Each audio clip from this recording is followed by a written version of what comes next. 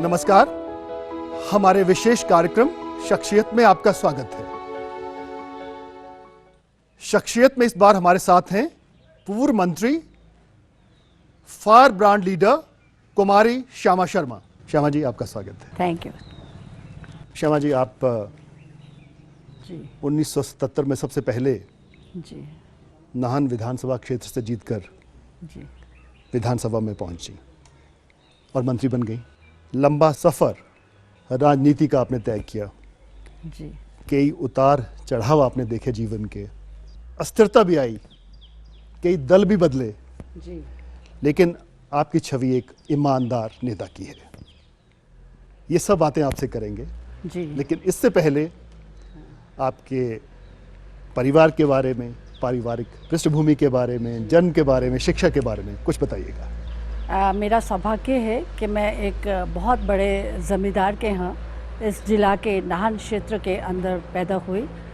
मेरे पिता बहुत उच्च कोटि के ब्राह्मण और बहुत ज़्यादा संस्कारों वाले व्यक्ति थे। मेरी माता जिला देहरादून से ताल्लुक़ रखती थी। जी। मैंने ग्रेजुएशन पंजाब यूनिवर्सिटी से किया। उसके बाद मुझे इलाहाबाद यूनिवर्सिटी और आगरा यूनिवर्सिटी, दोनों यूनिवर्सिटीज़ में डिफरेंट कोर्सेज़ करने का मौका मिला। मैंने पॉल साइंस में एमए किया, दूसरा एमए मैंने सोशियोलॉजी में किया, मैंने लॉ किया। उसके बाद आई प्रैक्टिस लॉ ऑल्सो, मैं वकालत भी करती रही हूँ। राजनीति में जी आपके कदम कब बढ़े और क्या छात्रकाल में ही आप सक्रिय हो गई थी स्टूडेंट मूवमेंट में? जी, स्टूडेंट मूवमेंट में हमने एक युवा मुक्ति मोर्चे का मैं संस्थापक सदस्य रही हूँ। उसका ऑर्गेनाइजेशन किया था, जिला देहरादून के अंदर किया था। और कई स्टूडेंट मूवमेंट्स हम लड़ते रहे, लेबर मूवमेंट्स से भी हम ताल्लुक़ रखते रहे। और उसके बाद खोदरी माजरी की एक बहुत महत्वपूर्ण मूवमेंट थी जो लगभग 1 बरस तक चली और शायद हिंदुस्तान की सबसे बड़े आंदोलनों में, सबसे बड़े एजिटेशन में वो गिनी जाती है। और मुझे पूरे 1 वर्ष भूमिगत रहना पड़ा, जो कि कंस्ट्रक्शन वर्कर्स की मूवमेंट थी। उनको हिंदुस्तान के अंदर वेज बोर्ड नहीं था, वेज बोर्ड फॉर्मेशन के लिए एक लड़ाई लड़ी गई। हमने सुना है कि आप लेफ्टिस्ट विचारधारा से प्रभावित थी सबसे पहले तो। जी हाँ। फिर तो जनता पार्टी में आ गए और फिर तो उसके बाद Bharatiya Janata party, left and right, ये कैसे हुआ? नहीं, ऐसा कुछ नहीं हुआ। जनता पार्टी में मैं रही हूँ। जनता पार्टी की अध्यक्ष भी मैं हिमाचल प्रदेश की रही हूँ। बिल्कुल। और जनता पार्टी में जैसे विघटन होता रहा, क्योंकि जनता पार्टी वो से कांग्रेगेशन इकट्ठ ऑफ बहुत सारी पॉलिटिकल पार्टी, विचारधाराओं का इकट्ठ था। और लोकनायक जयप्रकाश जी की, उनसे मैं बहुत प्रभावित थी। तब तो हम स्टूडेंट थे जब उनसे पहली बार मिले। उनके आंदोलन में हमें शरीक होने का मौका मिला। और 77 में पार्टी आ गई, 77 में मैं भी चुनी गई। 77 में हिमाचल प्रदेश के अंदर 10 महिलाओं ने चुनाव लड़ा, 9 हार गई थी, मैं अकेली चुनी गई उस वक़्त। ये मेरा सौभाग्य था। And I was feeling quite at home in male dominated society, the male dominated Vidhan Sabha as well, that was. तो वो मुझे मौका मिला उसके अंदर विधानसभा में जाने का लिए। 77 में 82 में रही मैं। उसके बाद डिसइंटीग्रेशन शुरू हो गया पॉलिटिकल सिस्टम में। मैंने 89 में क्रांतिकारी मोर्चे का गठन किया, हिमाचल क्रांतिकारी मोर्चे का गठन किया, जिसमें हमारे लेफ्टिस्ट साथियों ने बहुत सहयोग दिया। प्रोफेसर कामेश्वर पंडित जो अब नहीं हैं, और क्रांतिकारी मोर्चे के बैनर के नीचे हमने 17 सीटें लड़ी और 17 में से 11 सीट हमने जीती, जिसमें से 3 सीट्स इस जिला की थी, रेणुका, शिलाई और नाहन की सीट। बीजेपी के साथ मिलकर वो गठबंधन हुआ था? ऐसा नहीं था, क्योंकि बीजेपी ने तो यहाँ भी अपना कैंडिडेट खड़ा किया था। जो आज सीट शेयरिंग तो हुई थी ना? सीट शेयरिंग में ये बात हुई थी माननीय शांता जी से, कि शांता जी ने कहा था कि आप जो सीट्स लड़ना चाहते हैं, क्योंकि उस वक्त एक आंधी की तरह आगे क्रांतिकारी मोर्चा जा रहा था। उनको भी एक बात का डर था कि अगर ये सब सीटों पर लड़े तो शायद वो भी सत्ता में नहीं आ पाएंगे, उनको नुकसान उठाना पड़ेगा। क्योंकि हम लोग उन एरियाज़ के अंदर चले गए थे, काफ़ी लोग चले गए थे और वहाँ काम कर रहे थे। तो हम लोगों ने ये उचित समझा कि कुछ सीट के बारे तसल्ली की जाए, बात की जाए। सीट शेयरिंग में हम लोगों को 21 सीट, 17 सीट मिली थी, बाकी सीट्स उन्होंने लड़ी थी। और 17 सीट में से हम लोगों ने 11 सीट जीती थी। और 17 सीटों पर कम से कम इस जिला के अंदर कहीं कोई हमें बीजेपी का समर्थन नहीं मिला था। और भी बहुत सीट से शिकायत आई थी, पर हम लोग जीत गए थे, तो इसलिए हम लोगों ने एज मोर्चा विधानसभा के अंदर खड़े होकर कार्य करना शुरू किया था। आपने दूसरा सवाल राइटिस्ट पूछा है हमसे।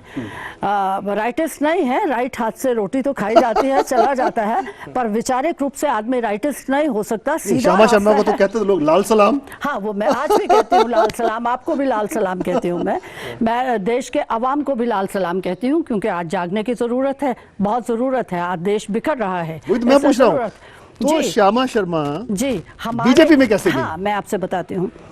हमारे संगठन ने फैसला किया कि इस वक्त हमारे पास कोई चारा नहीं था। मैंने उस बात का विरोध भी किया, हम बीजेपी में मर्ज हो गए। उसका खमियाजा मैंने भुगता कि 3 बार मैंने चुनाव लड़ा इस विधानसभा क्षेत्र से, और तीनों के तीनों बार मुझे बीजेपी के कारण शिकस्त हासिल हुई, क्योंकि अंदर घुसकर ये लोगों को मारना चाहते थे। हम लोगों ने कहा it's never too late to come back your home, and thank God we are in our home now. We organized HLP in 2012, 2 February 2012। उससे पहले हमने 2011 में पर हिमाचल लोकहित पार्टी ने इतनी सीटें लड़ी और 2012 के चुनाव में जीती सिर्फ एक, महेश्वर सिंह जी का, जो आपके अध्यक्ष हैं, आप उपाध्यक्ष हैं, खुद हार गए। हाँ, मैं हारी, बिल्कुल, इसमें कोई शक की बात नहीं है। मैं आपको बताती हूँ, 2011 में हमने भ्रष्टाचार मुक्ति मोर्चा बीजेपी को छोड़कर बनाया, और हमारे बनाने का कारण ये रहा कि इतना भ्रष्टाचार व्याप्त था। हमने पूरे डॉक्यूमेंट्स तैयार किए, हम नितिन गडकरी जी के पास गए, हमने वहाँ प्रस्तुत किए कि पार्टी के अंदर कोई प्रजातंत्र नहीं है, कला घोटा जा रहा है, सुनवाई नहीं हो रही। This is not a party with difference, this is party with differences. हमने नितिन जी से भी कहा कि भ्रष्टाचार के बारे कोई फैसला नहीं होगा, आप इस पर कार्रवाई करेंगे या नहीं करेंगे ये बताइए। तो वो रिलेक्टेंट थे। जब सुनवाई नहीं हुई हमने भ्रष्टाचार, तब आप बाहर आ गए। हाँ, हम बाहर आ गए। उन्होंने कहा भ्रष्टाचार मुक्ति मोर्चे को खत्म कर दो पहले। भ्रष्टाचार आप खत्म करेंगे तो मुक्ति मोर्चा खत्म हो जाएगा। यहाँ हो चला है वक्त एक छोटे से ब्रेक का। ब्रेक के बाद तुरंत लौटते हैं और श्यामा जी से बातचीत का सिलसिला जारी रहेगा। हमको सत्ता की जरूरत नहीं है, सत्ता हमारा माध्यम हो सकता है लोगों को कुछ डिलीवर करने के लिए। आपके इस बयान से क्या हम ये मान लें कि 2017 में हिलोपा टूटेगी नहीं, मर्ज नहीं होगी भाजपा में, और इसकी आइडेंटिटी बनी रहेगी?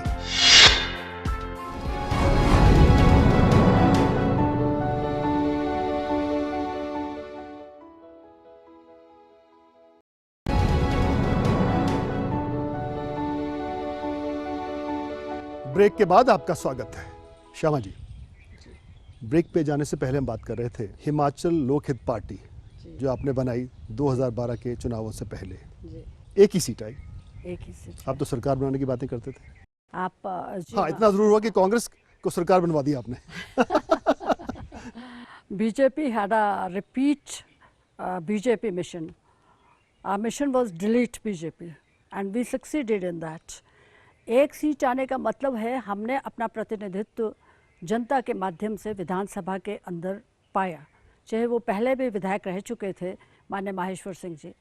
बाकी सीटें नहीं आई, हमने लड़ाई लड़ी है, आज भी हम लड़ाई लड़ रहे हैं। और एक बात मैं आपसे कहना चाहती हूँ कि सीट की हार जाना, विधानसभा तक या पार्लियामेंट तक ना पहुँच जाना, ये हमको हमारे मिशन से, हमारे उससे पीछे नहीं हटा सकता। याचना नहीं अब रन होगा, परिणाम बड़ा ही भीषण होगा, ये बात मैं आपसे कहना चाहती हूँ। क्या आप 2017 में तीसरे विकल्प के रूप में प्रकट होंगे? बिल्कुल बिल्कुल प्रकट होंगे। सूचनाएं तो ये भी हैं कि हिलोपा के लोग भाजपा में शामिल होने जा रहे हैं। नहीं, सूचनाएं तो आती रहती हैं, जाती रहती हैं। सूचना तंत्र इसी तरह का है, चलता रहा है सारी उम्र, ऐसे ही चलता रहेगा। जब किसी को उभरते देखते हैं तो ये सोचते हैं कि इसको शायद सत्ता की ज़रूरत है। हमको सत्ता की ज़रूरत नहीं है, सत्ता हमारा माध्यम हो सकता है लोगों को कुछ डिलीवर करने के लिए। इस बयान से क्या हम ये मान लें कि 2017 में हिलोपा अपने आप को सरकार बनाने के लिए प्रस्तुत करेगी? और दूसरा ये कि हिलोपा टूटेगी नहीं, मर्ज नहीं होगी भाजपा में, और इसकी आइडेंटिटी बनी रहेगी? बिल्कुल बिल्कुल दुरुस्त, ऐसा ही होगा। और इसलिए मैं एक ये और संदेश आपके माध्यम से देना चाहूँगी, जो भी इस इंटरव्यू को देख रहे हैं, जो राजनीति से वाबस्ता हैं या नहीं वाबस्ता हैं, जो समाज में प्रजातंत्र चाहते हैं, उन लोगों से ये बात आपके माध्यम से कहना चाहूँगी कि आप इतिहास देखिए इस देश का। न्यायार्थ अपनों को दंडित करना धर्म है, इसी वजह कौरवों का पांडवों से रण हुआ, जो भव्य भारत के कल्पांत का कारण हुआ। और हमारी भाजपा और शक्ति- कांग्रेस में हमारी कौरव शक्ति- कौन है और पांडव कौन है और आप क्या हैं? हम तो एक फाइटर हैं, हम तो लड़ने वाले लोग हैं जो समाज में व्यवस्था में परिवर्तन चाहते हैं और प्रजातंत्र को मजबूत करना चाहते हैं। और जो व्यवस्था टूट रही है, चरमरा गई है, जो रिपेयर नहीं हो सकती, उन व्यवस्थाओं को, राजनीतिक व्यवस्थाओं को हम गिराकर ही सत्ता में काबिज होंगे। ये बात आज आपके माध्यम से मैं कहना चाहती हूँ। श्यामा जी के मन में जी, हमेशा ही असंतोष क्यों रहा? मुझे कोई असंतोष नहीं है। इसीलिए दल बदले? नहीं, दल बदलने का कोई कारण नहीं था। एक सिस्टम था, एक सिस्टम से हम चले, हमारी विचारधारा कभी नहीं बदली। और हम लोगों ने, हमारा जो ग्रुप था वो जब मर्ज हो गया, हम उस ग्रुप का एक हिस्सा थे, एक हिस्सा के रूप में हम मर्ज हुए। जब हमने एहसास किया कि ये मर्ज होना हमारी पॉलिटिकल मिस्टेक थी सबसे बड़ी, तो हमने उस ग्रुप को बाहर निकाला। सारा तो नहीं निकाल पाए, जितना निकाल पाए निकाल कर हम आज फिर से वो जंग लड़ रहे हैं। आप कोई असंतोष नहीं है। पूर्व प्रधानमंत्री चंद्रशेखर, जी जी उन्होंने एक दल बनाया था, जी, राष्ट्रीय समाजवादी पार्टी। हाँ, राष्ट्रीय समाजवादी पार्टी, उसकी राष्ट्रीय महासचिव रही हाँ, हैं। उसकी राष्ट्रीय महामंत्री रही हूँ। उस नाते आपने देश की राजनीति को भी, जी, राष्ट्रीय राजनीति को भी अच्छी तरह देखा होगा। हाँ। मोदी युग आ गया, हाँ, मोदी युग आ गया। भविष्य में क्या संभावनाएं? मैं आप युग की संभावनाएं बताऊं या उस ढंग से हमने देखा, चंद्रशेखर जी एक युग पुरुष थे। उनके जाने के साथ एक युग खत्म हो गया है। आपने प्रजातंत्र का इतिहास हमसे बेहतर देखा, सुना और परखा होगा। इस देश की आज़ादी को आम आदमी ने, हर मजहब के, हर जाति के लोग ने लड़ा था। आज यहाँ मजहबी दंगे हैं, आज मंदिर मस्जिद की लड़ाई हो रही है। आज जो कमिटमेंट है मोदी जी की लोगों के प्रति, उसमें 2 कमिटमेंट की थी। नंबर 1 राम मंदिर का निर्माण, number 2 abrogation of article 370 of the constitution of India. और एब्रोगेशन तो कर दिया क्योंकि वो पीडीपी के साथ मिल गए और उन्होंने सिर झुकाकर स्वीकार कर लिया, आर्टिकल 370 कंटिन्यू रहेगा। एक देश एक संविधान की बात करने वाले सत्ता के साथ समझौता करते हैं, ये बात मैं आपसे कहना चाहती हूँ। दूसरा, आप लोग कह रहे थे, तो मैं कहती हूँ कि व्यवस्थाएं कहाँ खड़ी हैं। हम लोगों के दर दर जाकर वोट मांगते हैं, ये तमाम लोग जो सत्ता में हैं। और आज जब उस जनता को संबोधित करते हैं तो गोली रोको सदरी पहनते हैं, गोली रोको शीशा आगे लगा होता है। जो उनके प्रहरी होते हैं, जो उनके सिक्योरिटी गार्ड, उनकी बंदूक की नाल किसकी तरफ होती है? आवाम की तरफ, कि वहाँ से कोई उठ के गोली ना चला दे। किसने ये हालात पैदा किए हैं? वो लोग जो सत्तासीन रहे। इतनी दूरी क्यों बन गई जनता से चुने हुए प्रतिनिधि में, और उस जनता में जो उनको बनाती हैं, कुर्सी पर काबिज करते हैं? व्यवस्था कहाँ है? किस चीज़ आपको की लगता है व्यवस्था कि हम इन सब विषमताओं के खिलाफ एक जंग का ऐलान करते हैं? आपको लगता है कि अगले लोकसभा चुनावों में भाजपा और कांग्रेस को छोड़कर जी, कोई ऐसा ध्रुवीकरण होगा तीसरा जो दोनों को चुनौती दे दे? देखिए, बिहार में ध्रुवीकरण हुआ है, उत्तर प्रदेश में ध्रुवीकरण होने जा रहा है। ये सबसे बड़े सूबे हैं। पश्चिमी बंगाल में ध्रुवीकरण होने जा रहा है। यहाँ तो कहीं भाजपा नहीं है। मुझे नहीं पता हिमाचल में कहाँ लोगों को देखती है, उनके चश्मे का नंबर कितना ठीक है, आप ये मुझे नहीं ऑप्टिमिस्टिक मालूम है। हाँ, ऑप्टिमिस्टिक है। चलो, ऑप्टिमिस्टिक होना इज नो क्राइम, पर बहुत ही ज़्यादा ऑप्टिमिस्टिक होना तो चश्मे का नंबर बदलना पड़ेगा इनको अपने। तो मैं ये कहती हूँ कि इसके खिलाफ कोई भी चीज़ उभर कर आ सकती है। आपने कहा कोई नई शक्ति उभर कर आएगी, नए लोग, सब लोग इकट्ठे होकर उभर कर आएंगे, इसमें कोई उसकी बात नहीं है। नौजवान उठेगा, ये आज मैं आपको बताना चाहती हूँ आपके माध्यम से, कि इसलिए उठेगा नौजवान कि आप देखिए कि जेएनयू यूनिवर्सिटी हिंदुस्तान की सबसे प्रतिष्ठित यूनिवर्सिटी है, सबसे अच्छे शिक्षाविद वहाँ पर हैं। वहाँ तो पर जेएनयू में क्या हो रहा है? हाँ, जेएनयू में क्या हो रहा है वही बताती हूँ। बात करना कोई गुनाह नहीं है, आप अपना विचार रखिए। मैं सहमत नहीं हूँ तो कोई बात नहीं है। मुझे सर्टिफिकेट नहीं लेना है देशभक्ति और देशद्रोह का किसी एक पॉलिटिकल विचारधारा के लोग से। आज ये सर्टिफिकेट भी दे रहे हैं, जो इनकी विचारधारा के साथ है वो देशभक्त है, जो इनकी विचारधारा के साथ नहीं वो देशद्रोही है। उस नौजवान को क्या होना पड़ा? दूसरे एक दलित छात्र को कैसे आत्महत्या के लिए विवश होना पड़ा? आप क्या सोचते हैं ये नौजवानों के दिल में अग्नि नहीं सुलग रही है? सुलग रही है। एक मिसाल लेकर नौजवान आगे बढ़ेंगे और परिवर्तन होगा, ये निश्चित है। यहाँ हम लेते हैं एक और छोटा सा विराम, तुरंत लौटते हैं और श्यामा जी से बात करेंगे महिला सशक्तिकरण के बारे में और इनके भविष्य की योजनाओं के बारे में। प्रधानमंत्री नरेंद्र मोदी के कामकाज को आप कैसे देखती हैं? मार्केटिंग बहुत अच्छी है।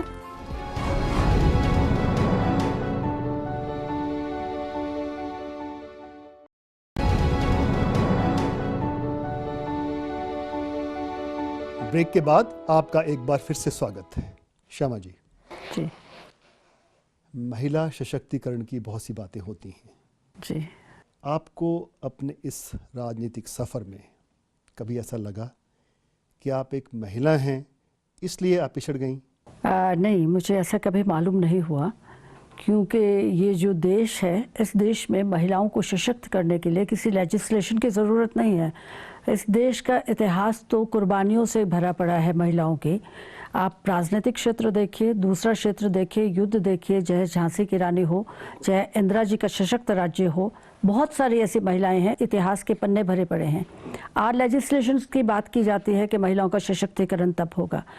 ठीक है कि महिलाओं को रिजर्वेशन दिया गया, पंचायती राज इंस्टीट्यूशन में दिया गया है, PRIs में, ULBs अर्बन लोकल बॉडीज़ में दिया गया है। उनसे कुछ ऐसी महिलाओं को भी आगे आने का मौका मिला, शायद जो ना आ पाती, ये तो हो सकता है। मगर महिला सशक्तिकरण या महिला होना बीच में बाधा हो, ऐसा ना कभी मुझे एहसास हुआ है, क्योंकि मैं तो अपनी लड़ाई लड़ रही हूँ। हम तो अपना आज जो नौजवान है इस देश के, वो आने वाले कल में इस मुल्क के मालिक होंगे, उनके लिए अपना आज देंगे, जमहूरियत को मजबूत करेंगे, देश में एक अच्छी व्यवस्था कायम करेंगे। संसद में आज तक जी महिला रिजर्वेशन बिल पास नहीं हो सका। जी हाँ, आज तक पास नहीं हो सका।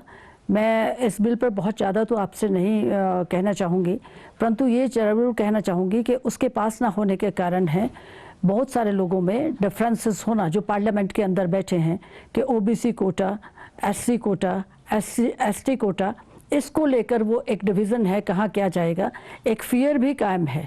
ये एक कारण हो सकते हैं। और कुछ मंशा भी जो पास कराना चाहें, क्यों ना करा पाएँ, सत्ता में होते हुए, एब्सोल्यूट पावर में होते हुए।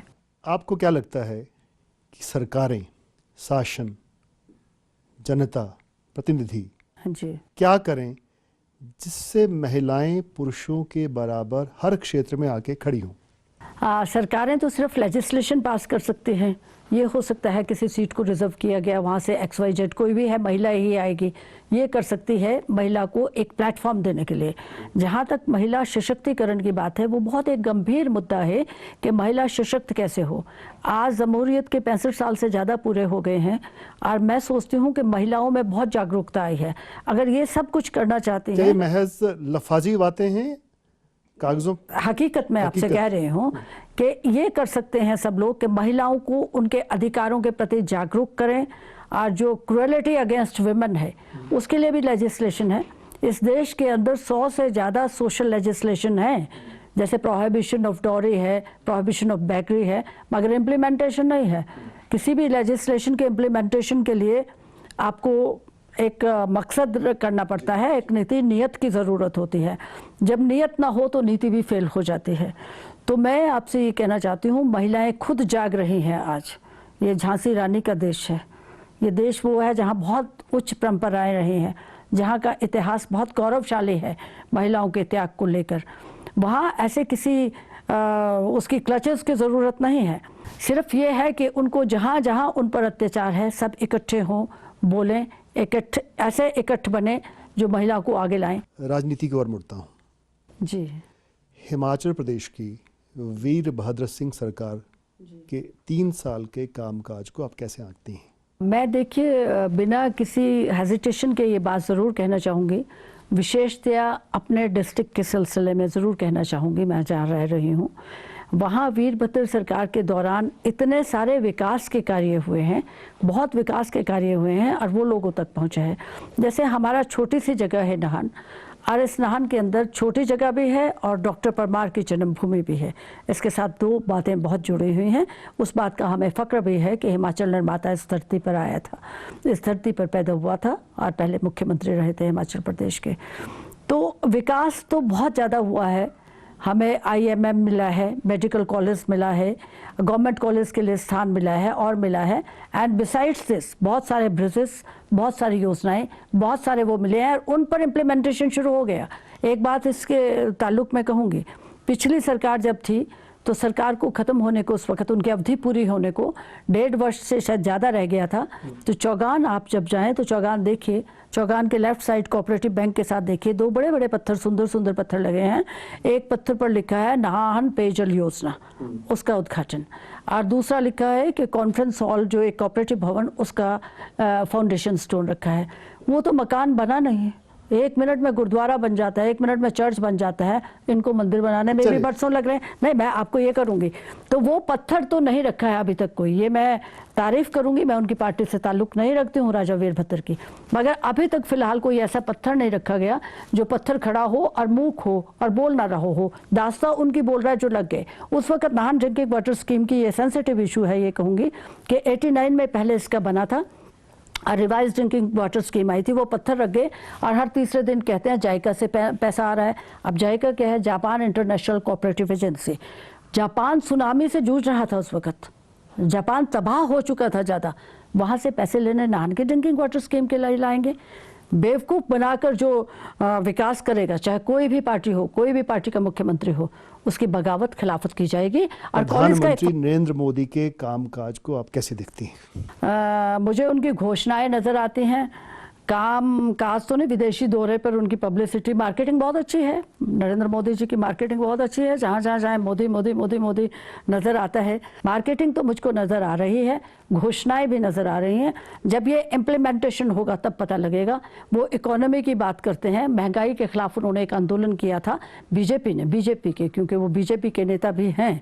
तो आज दालें 200 रुपये किलो हैं, इतना है, पेट्रोल बढ़ा, डीजल बढ़ा, सब बढ़ा। लोग मूक हैं या लोग थक गए हैं या लोग अब सोच रहे हैं कि आने वाले समय में तूफान से पहले जैसे खामोशी होती है वो खामोशी है। हमारे कितने लोगों को रोज़गार मिला है ये प्रैक्टिकल रूप में मुझे तो नज़र नहीं आ रहा है तो वो देंगे तो हम कन्विंस होंगे, बताएंगे कि 100 लोग वहाँ लग गए, 50 वहाँ लग गए, 10,000 वहाँ लग गए, ये लग गए। और बेरोज़गारी की बात करते हैं, you have to divide Gujarat in 3 sectors. एक सौराष्ट्र का सेक्टर हो गया, एक सेंट्रल, एक साइड का सेक्टर। वहाँ आज भी 5 लाख से ज़्यादा एजुकेटेड लोग एम्प्लॉयमेंट एक्सचेंज के रजिस्टर पर अनएम्प्लॉयड रजिस्टर हैं for the past more than 10 years. अंतिम प्रश्न, जी हाँ, क्या Shyama Sharma against winds move करती रहेंगी, स्ट्रीम्स में जाके अगेंस्ट स्ट्रीम्स चलती रहेंगी? जी हाँ, अगर बहाव गलत दिशा में जा रहा है तो हमें उसके साथ नहीं बहना है। We have to swim against the current. और हम हर मुसीबत, हर आंधी तूफान के बाद, आंधी आती है, तूफान आती है, आप बैरिकेड्स लगाते हैं, कुछ उसकी सुरक्षा करते हैं। अगर पानी बह रहा है, राजनीति गलत दिशा में बह रही है, तो we will try to swim against the current, not try but we will swim against the current. Shyama ji, आपने ईटीवी के साथ खास बातचीत की, इसके लिए बहुत बहुत धन्यवाद। हम उम्मीद करते हैं कि आप प्रदेश की, देश की सेवा में लगी रहेंगी और समाज को सही दिशा में ले जाने के लिए, इस देश की राजनीति को, इस प्रदेश की राजनीति को सही दिशा में ले जाने के लिए प्रयत्न करती रहेंगी। आपका भी बहुत बहुत धन्यवाद। आपका चैनल बहुत पॉपुलर है। हमारी इस खास पेशकश में बस इतना ही। अगले हफ्ते फिर मिलेंगे एक नई शख्सियत के साथ। आप देखते रहिए ईटीवी न्यूज़।